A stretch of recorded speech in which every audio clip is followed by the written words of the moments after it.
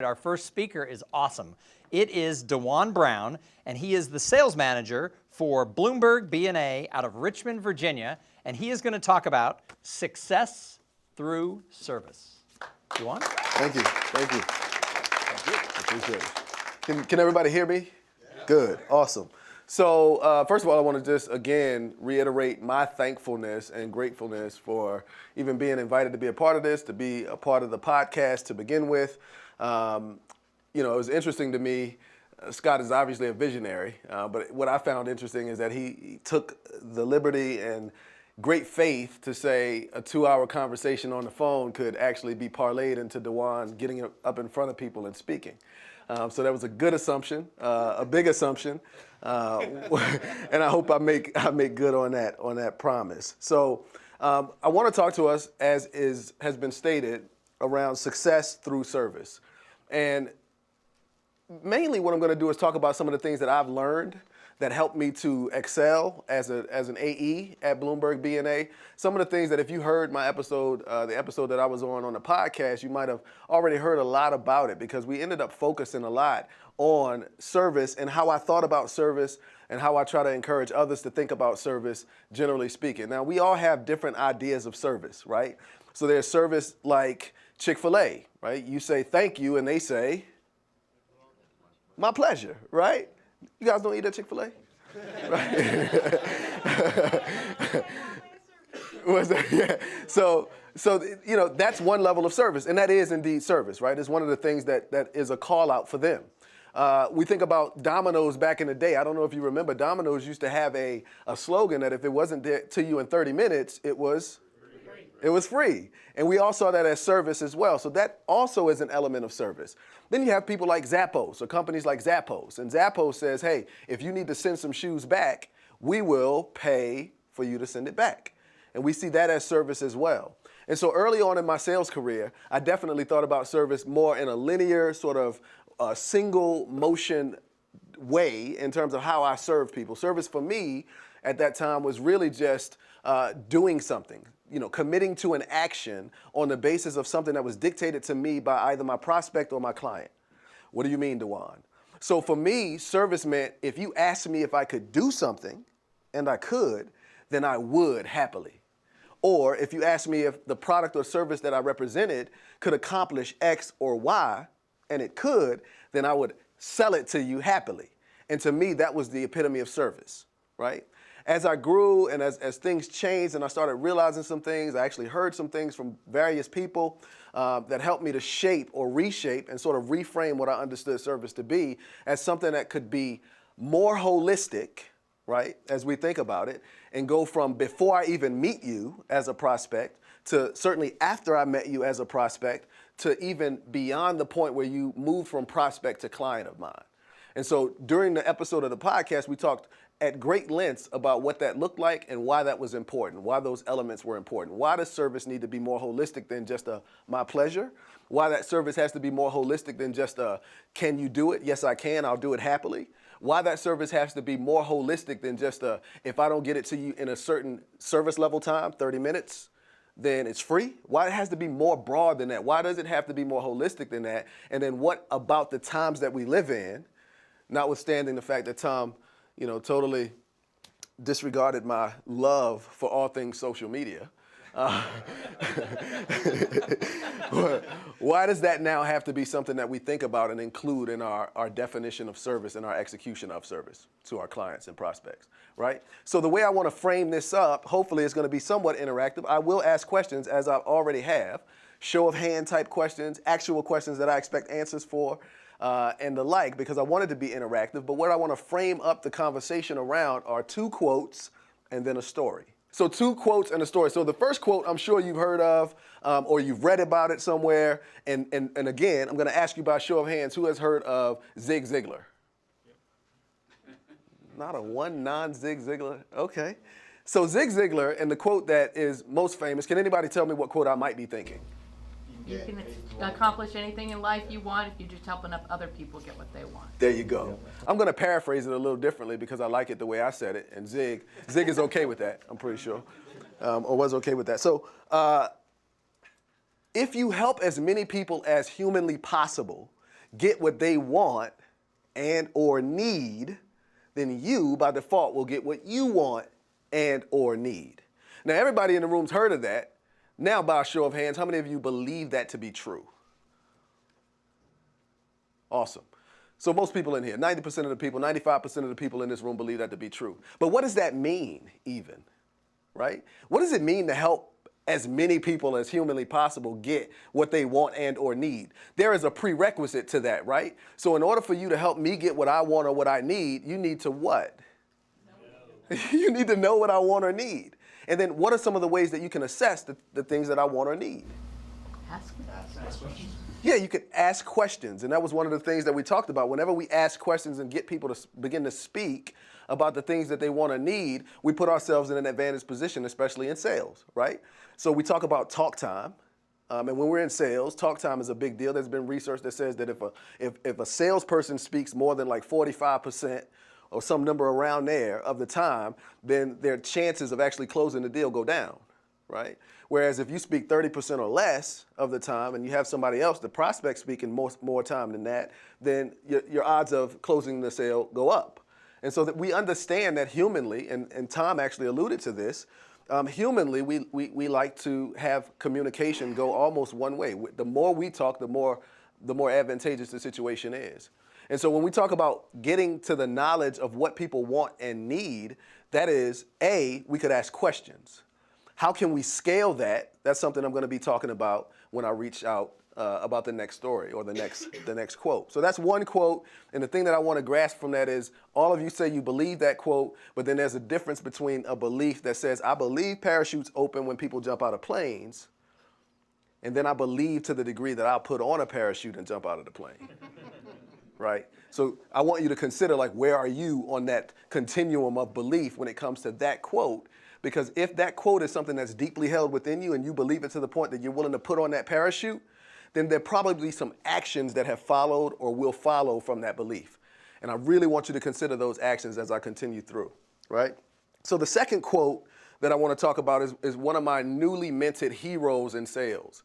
And I don't know that he's meant or set out to be a hero in sales at all, but it's Simon Sinek. Who here has heard of Simon Sinek? This is awesome.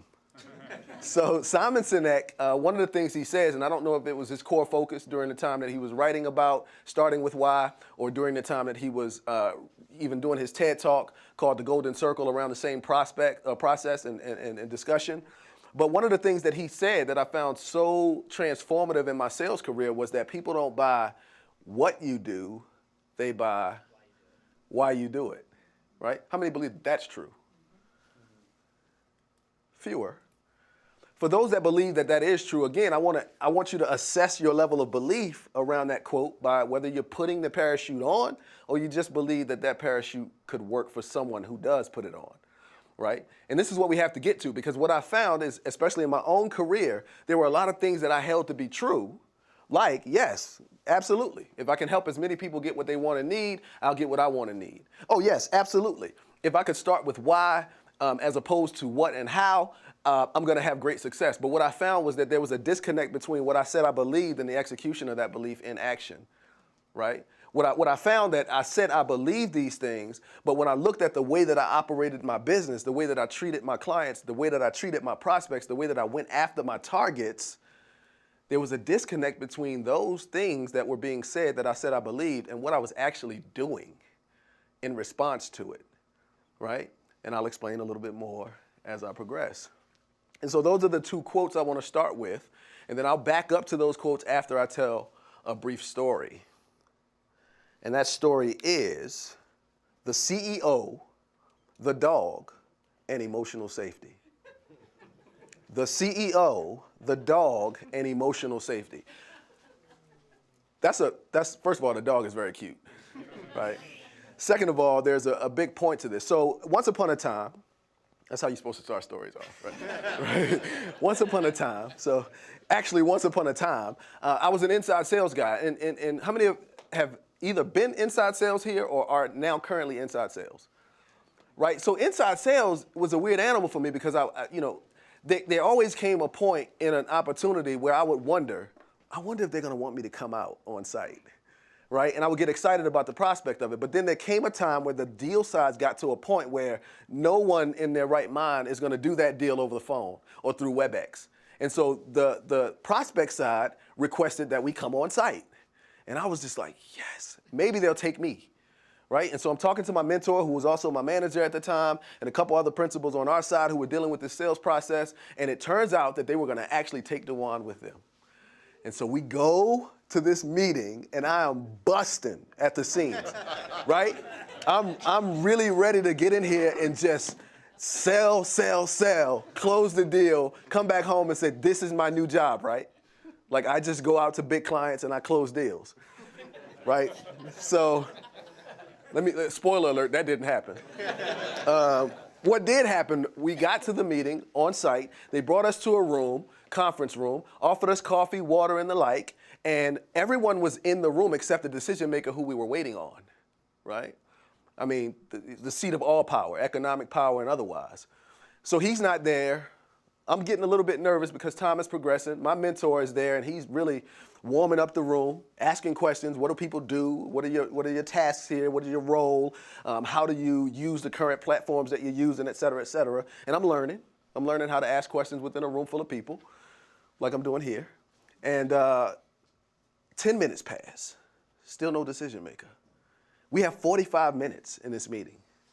If you are anything like me, what am I thinking at this moment? 10 minutes are gone. We have 45 minutes. Therefore, we now have 35 minutes. What types of thoughts might be running through my mind? I don't have enough time. Yeah. I got a lot to say. Yeah. How am I going to sell this thing? Right? How is this going to happen when he's whittling away at our time? So 18 minutes go by, and then the CEO walks into the room. And at that point, my mind starts racing. We're almost at about 20 minutes out of 45. We have 25 minutes left. I got to get this thing done. So he comes in and he immediately says, listen, hey, how you doing? I'm DeJuan. You know, you meeting and greeting. How you doing? So sorry I'm late.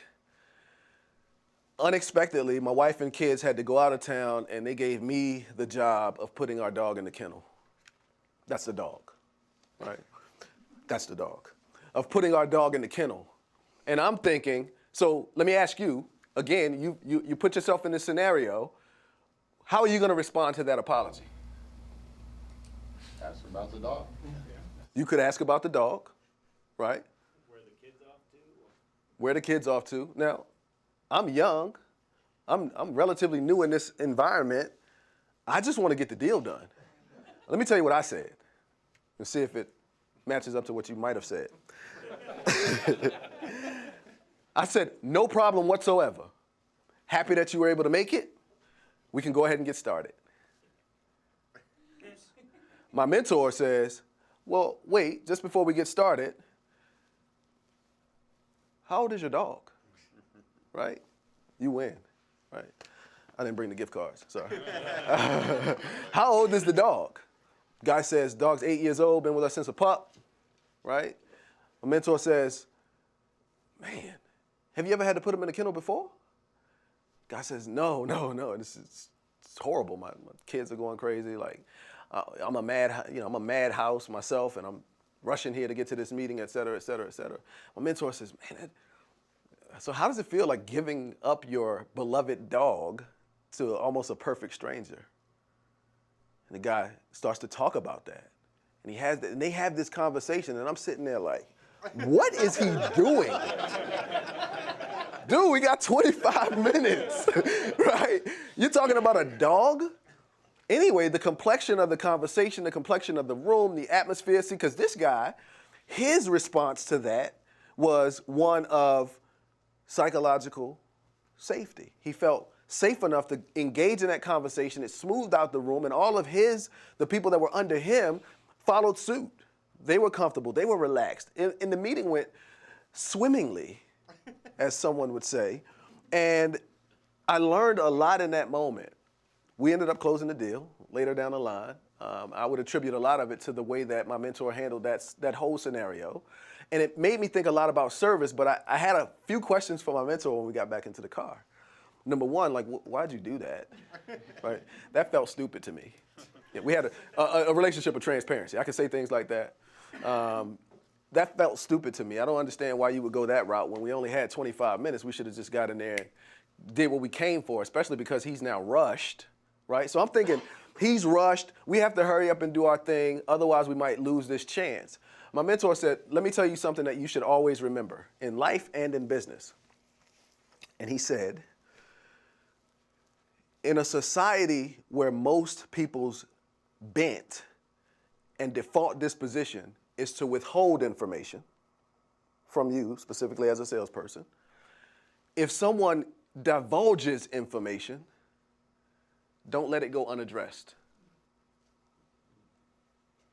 Point well taken. I said, I think I get that. I think I get that. Can you say more about it?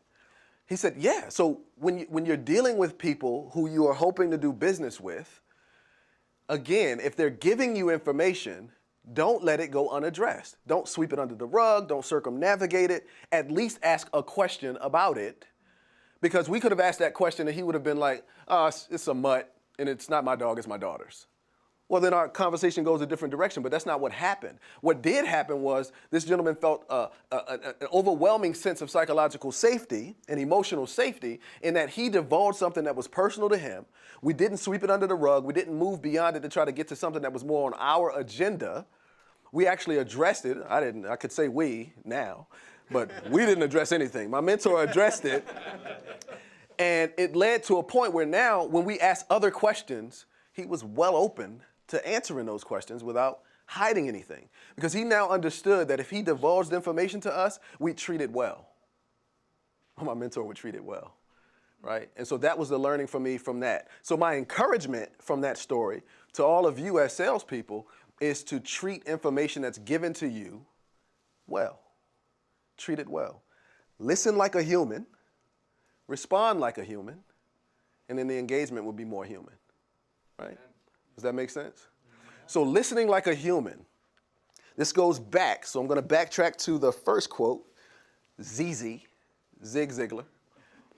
When we talk about finding out what people want and what people need, what we're actually trying to find out, I would contend, based on my experience and what's been successful for myself, is we're trying to find out what you want and need and then what the barriers are that's keeping you from actually accomplishing what you want and need. And then our job is to what? Remove barriers, right? So now I've moved from AE to RM, regional manager, and one of the things I've found out quickly is the more I remove barriers for my team, the better our relationship is. The better our relationship is. It's not really the better I answer their questions. It's not really the better I can instruct them on what to do and when to do it prescriptively. But the better that I understand from them what they perceive to be their barriers, the better I can understand from them what their goals and aspirations are and what's keeping them from it in their own mind, the better I can actually remove those barriers for them, the better our relationship becomes. Sometimes that looks like me doing them a favor, right? One of the things that has been very, very counterintuitive to me, and I learned this from another mentor in Silicon Valley, I thought that when you ask people to do favors for you and they did them, it actually might drive a wedge in the relationship. So the more favors I ask of you, the more things I ask for you to do for me, the more I ask you to serve me, and conversely, the more that you ask me to serve you, like as that thing happens over and over, and we might drive a wedge. And so he told me, he said, if you ever ask somebody to do a favor for you and they actually do it, the relationship gets closer. And that's just a nugget I'll leave with you.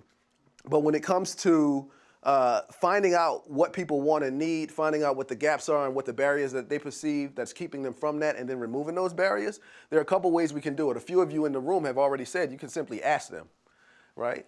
So you can ask a prospect, what do you want? What do you need? What's keeping you from getting what you want, what you need, and leading you to your stated goal, right? We could ask that question. Another way, though, that I think has been really helpful for me is through the use of social media. It's good. Okay. Good. So through the use of social media, yeah, it's a tool, right? It can do things for us, and it can also do things to us. We got to be careful of the to us part. So I get you. So when we think about finding this out, so what are some of the things that I can give to you to say, maybe you can try this, right? And so I had this conversation last night And one of the things that I've been able to do is there is a group of people who fit, at least theoretically, the profile of the people that I'd like to sit in front of.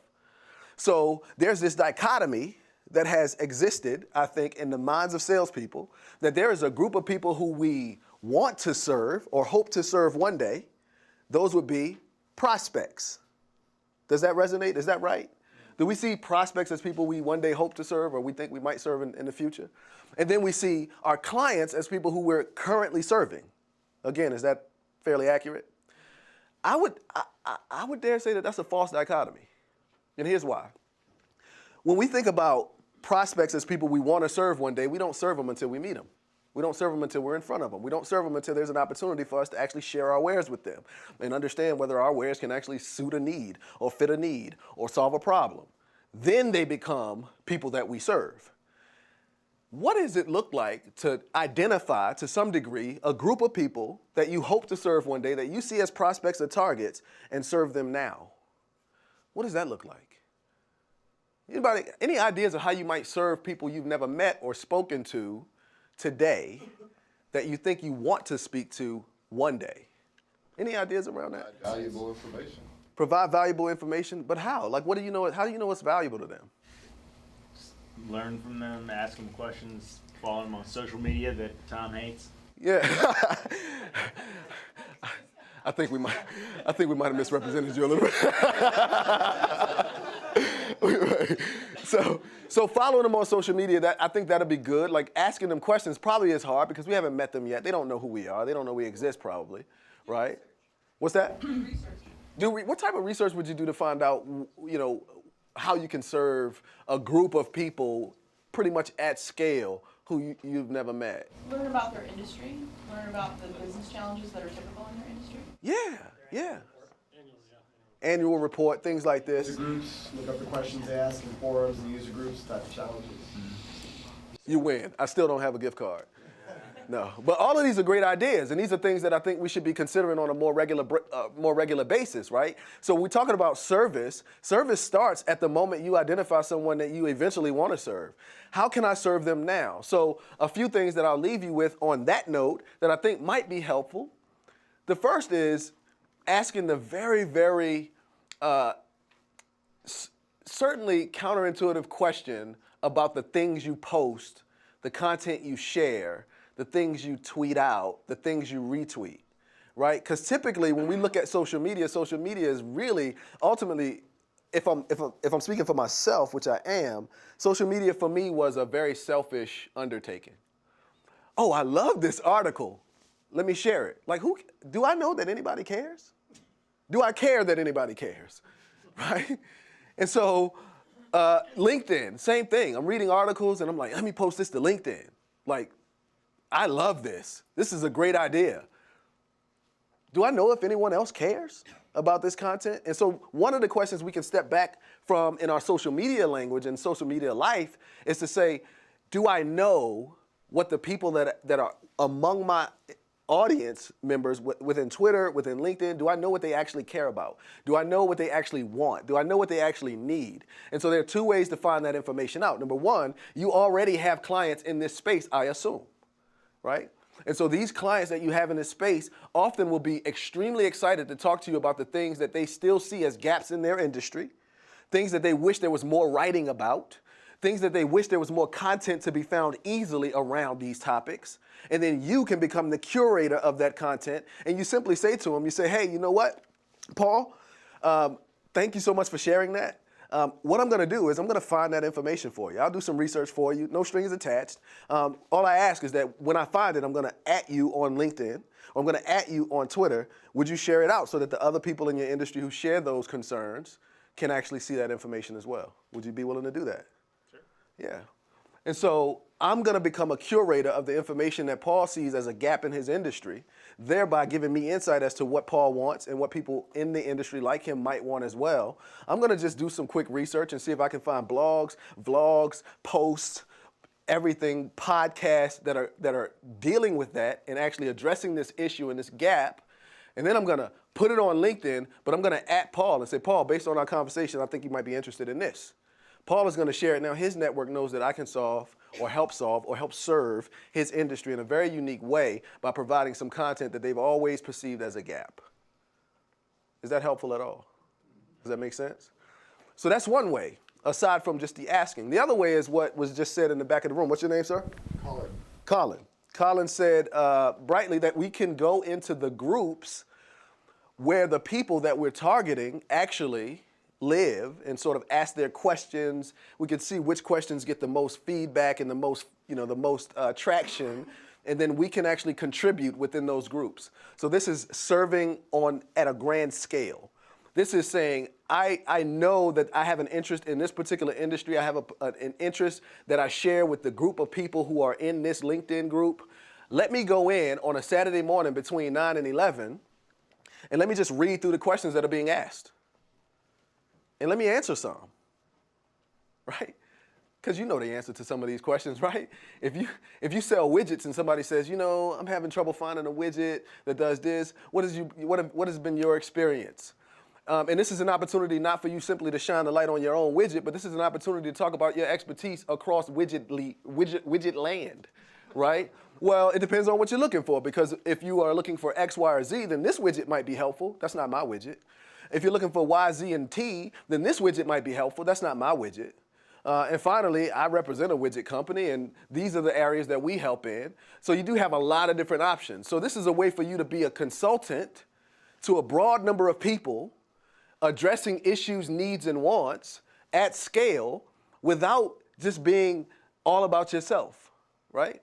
So ultimately, service is this mix of knowledge, and we acquire that knowledge through the readings, through the podcast, through things like this, and then the heart and head, right? So this is what we're talking about. When we talk about holistic service, we want to talk about service that is long-term. So there's this longevity of holistic service that takes place. And when I say service before the sale, I mean all the way before the sale to the point where we're trying to understand the wants and needs of the people that we're hoping to serve, and then serve those wants and needs before they even know who we are, we know who they are really, right?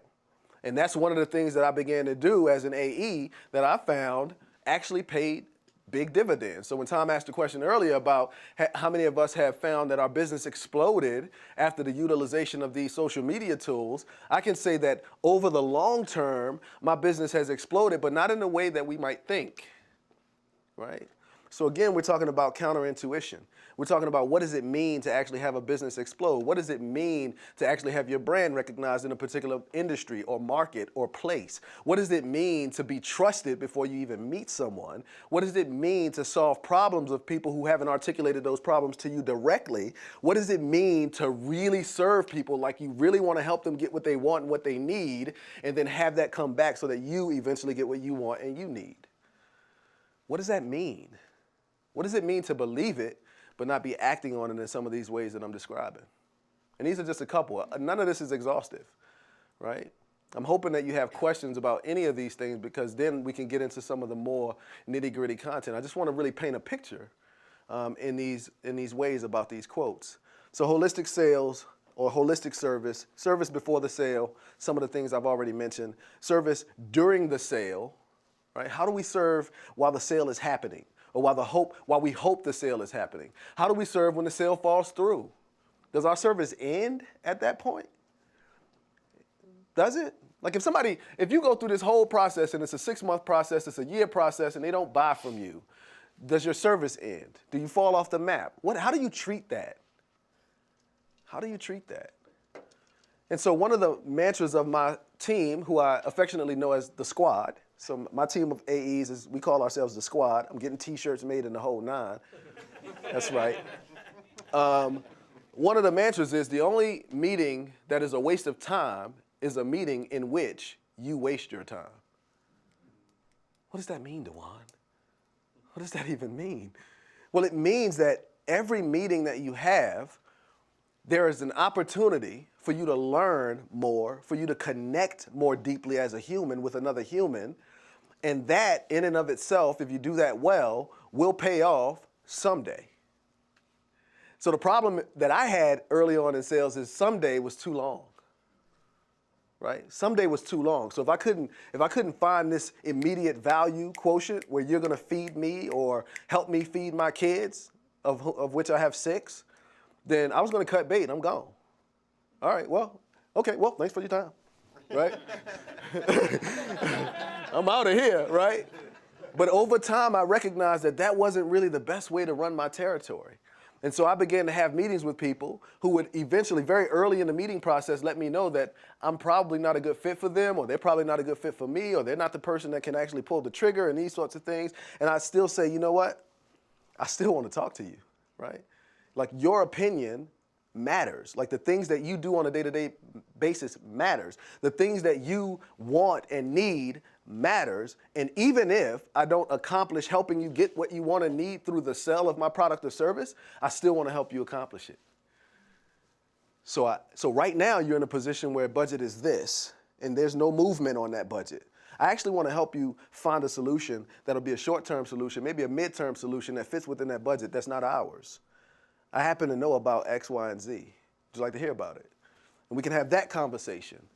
And that level of service never leaves the mind of the person that you serve that way, ever. That's awesome. Ever. So I've had people in positions. So let's talk about the HR world. So sometimes we dabble in the HR world. We have an HR platform as an example. I've gone to meetings with HR generalists who do a lot of the grunt work when it comes to the research that's done in the organization.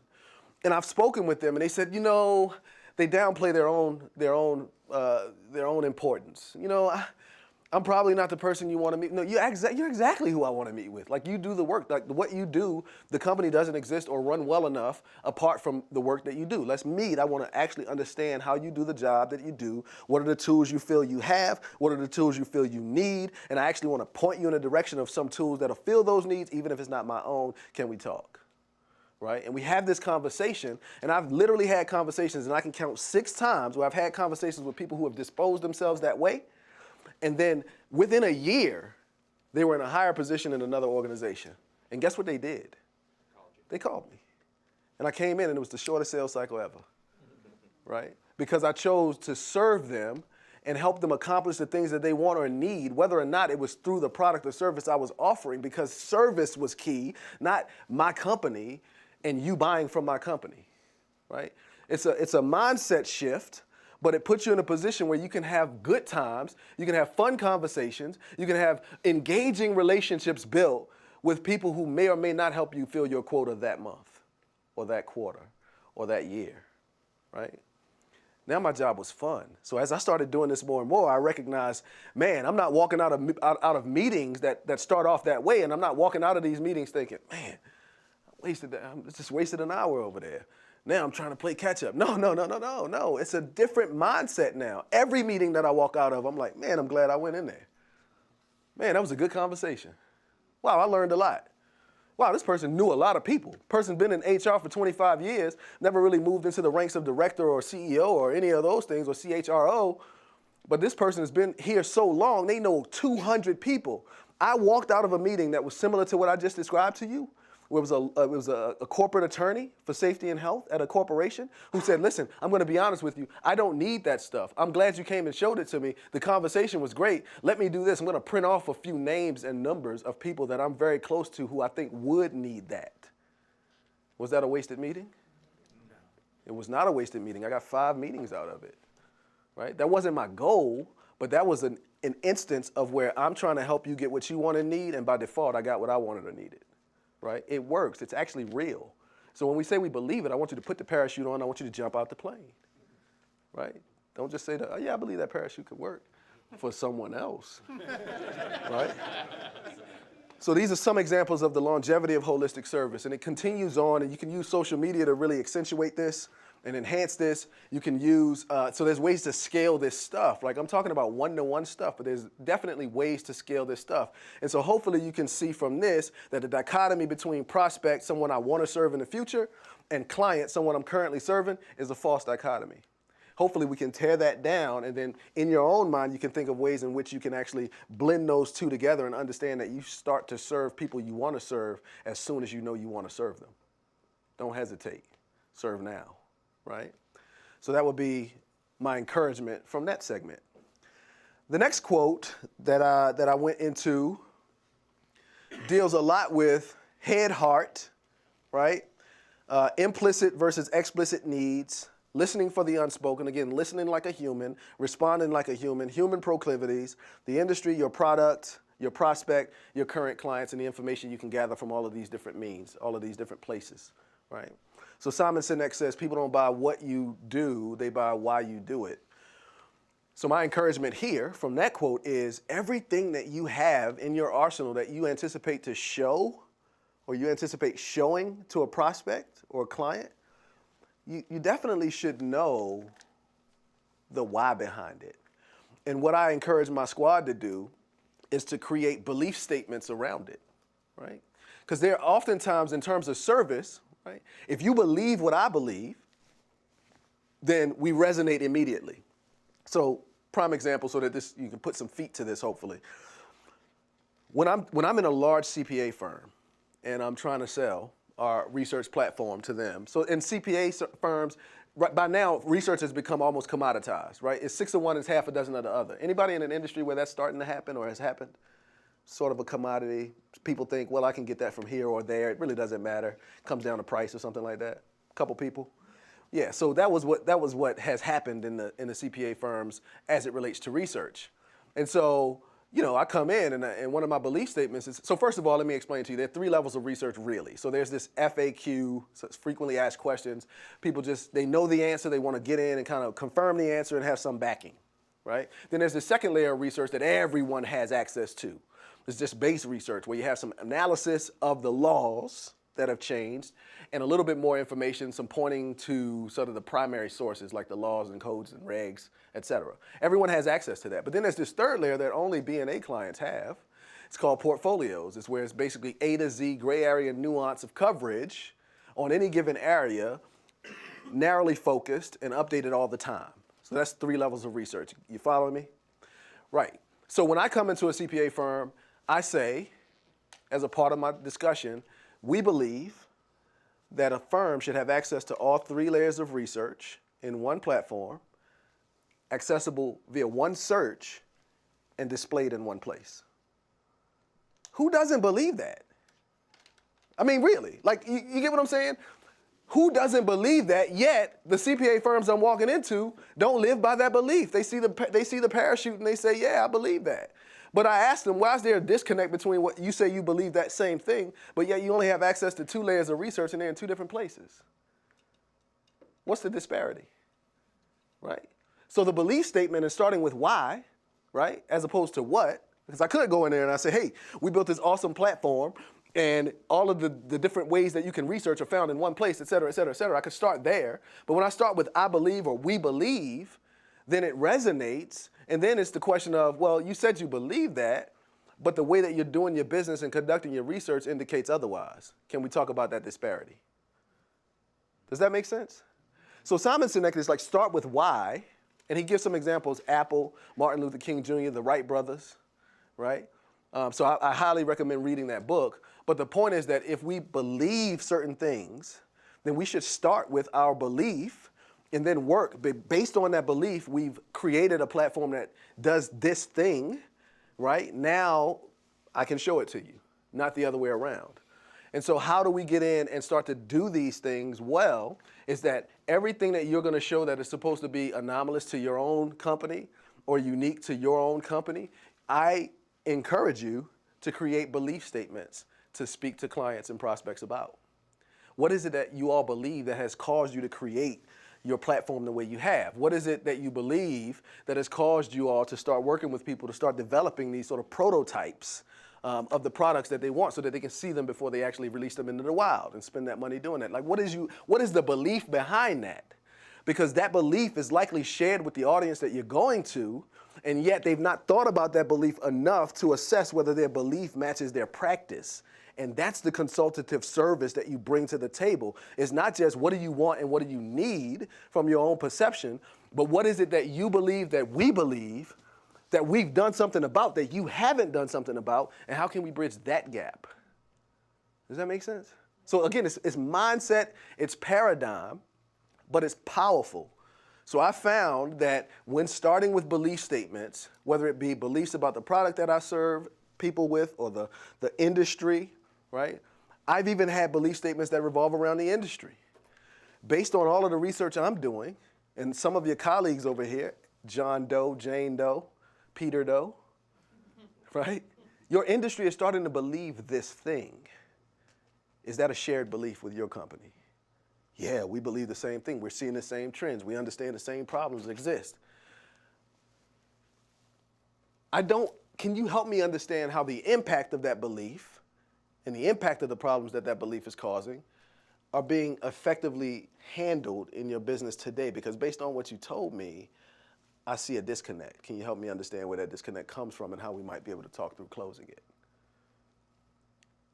That's an open-ended question. It's not a closed-ended question. We're going to have dialogue. We're going to have conversation. We're going to have the type of thing that we talked about earlier, that Tom talked about earlier, right? Where there's an opening. And then as they speak, we listen as a human, we respond as a human, and then we create this psychological safety for the person that we're talking about, or this emotional safety, and it opens up the door to more. So human proclivities. We are humans selling to humans, first and foremost. If somebody's hurting, it's going to impact the way that they hear you. So if they're hurting, don't ignore the hurt. If they're divulging, don't ignore the information that they divulge. Listening for the unspoken, same vein, right? We hear something, we try to ignore it because we want to get to our sales pitch or whatever it is we're trying to get to. Don't do that. Don't let it go unaddressed. Implicit versus implicit. Somebody can give you 400 implied needs. Yeah, I don't like the way it does this. Or I'm tired of building charts and they're not being complete. And I can't find myself there. And we think that we're now at the point where we can close them on solutions. But none of that has been made explicit. It's all implicit needs. So being able to listen well enough to turn their implied needs to explicit needs, one way to do that is to simply say, I'm having trouble understanding how that's impacting your business. Can you help me understand that? So that they can ratchet up the need themselves and understand the power and the need to actually get that done and fixed, and then you can actually help them by serving them with a solution, potentially. The industry, knowing your industry. A couple people said we need to know the industries that we're trying to target. We can know them by groups, we can know them through social media, we can know them by their websites, we can know them by the things that we read and consume ourselves. If we stop learning, we stop selling, right? Your prospect, know your prospect well. That's through questions and answers. That's through talking. That's through having conversations. That's through understanding them as a holistic human and not thinking that our communication should stop once you either buy or don't buy from me. That is being servant-hearted in everything that you do and all the ways in which you sell and address people within your market. And your current clients will give you a large swath of information that you can utilize to understand what the problems are that haven't been addressed, what the problems are that they hope will be addressed better in the future, where the gaps are in terms of the content that they have access to, and then you can become a curator to them, and they will become a megaphone for you throughout the industry, which then will enhance your brand, enhance your ability to reach out and actually land meetings with people who are influencers in the industries you hope to meet, and you can then say, you're holistically serving your prospect base, you're holistically serving your client base, and you will see dividends. I can assure you, you will see dividends. On my squad, we're seeing dividends from just implementing one or two of these things at a time. It's not swallow the whole cow, right? It's steak by steak. Wagyu, to be exact. So with all of that, I want you to recognize that service is a thoughtful and intentional mix of head and heart. I hope this has been helpful to you. I'm happy to answer any questions that you might have written down. And I am done. I like to ask the question.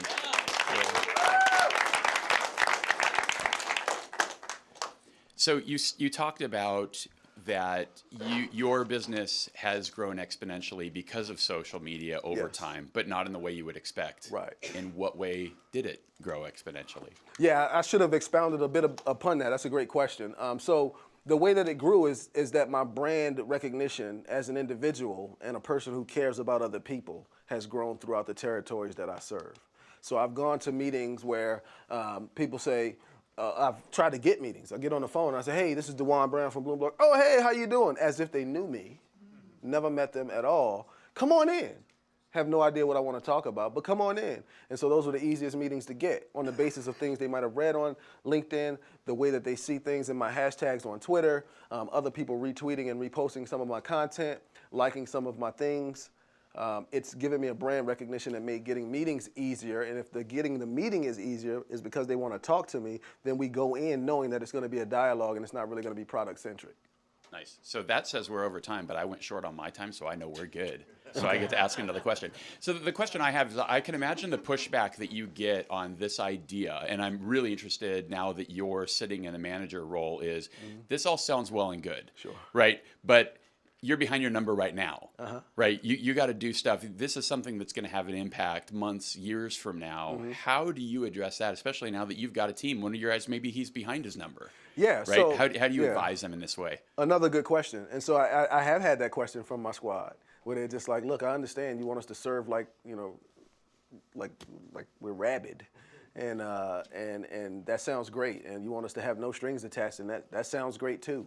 But you know, what does that mean for when our number is, you're going to hold us accountable for our number, right? Like, so we should be getting to the sales process. And I say yes, but it's both and. It's not either or. So it's a matter of, it doesn't lengthen the sales cycle for me to ask you one more question when you divulge information to me. It didn't lengthen the sales cycle, and the guy said he dropped his dog off at the kennel, and my mentor said, have you ever dropped your dog off at the kennel before? That didn't lengthen the sales cycle. That actually shortened the sales cycle. So what we're saying is slow down to speed up, right? Slow down to speed up. You might want to write that down. No, I'm just kidding. Slow down to speed up. It actually speeds things up if you slow down and are more intentional about the things that you're trying to do to help and to serve. So within your normal process of sales, however you're doing it, Scott, I would say think of that process and then figure out little areas where you could have asked one more question or you could have shown a little bit more concern. You could have listened like a human, you could have responded like a human in the same context of time.